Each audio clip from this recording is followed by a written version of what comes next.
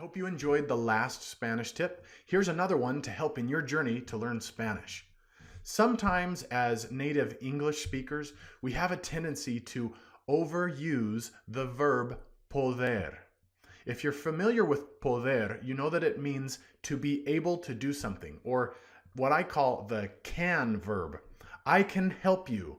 I can go out with you tonight. Those types of things. And in Spanish, you might say something like, yo puedo hacerlo. Okay, I can do it.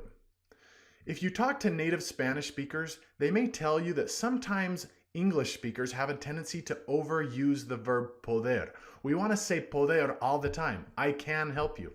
So instead of saying something like yo puedo hacerlo, I can do it, it might make more sense to just say yo lo hago, I will do it, or I do it. Let me show you a few examples to better reinforce the point that I'm trying to make here. On the left, we have a good statement.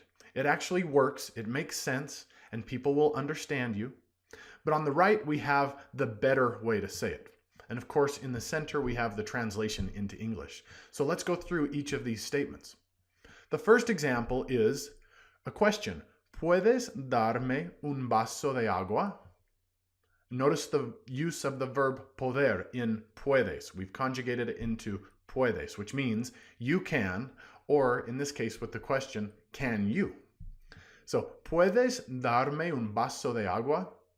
Again, this will make sense to a native Spanish speaker. It works. It's a good option.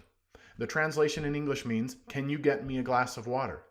But a better way, a more authentic way of asking this question would be, hey, ¿me da un vaso de agua? And that's this better option on the right. ¿Me da un vaso de agua? The second example, ¿puedes ayudarme con algo? Can you help me with something? The better way to ask this question would be, ¿me ayudas con algo? ¿Me ayudas con algo? Can you help me with something? And then finally, ¿puedes cuidar a los niños? ¿Puedes cuidar a los niños? The translation is, can you watch the kids for me? Right? The better way to say this would be, ¿me cuidas a los niños?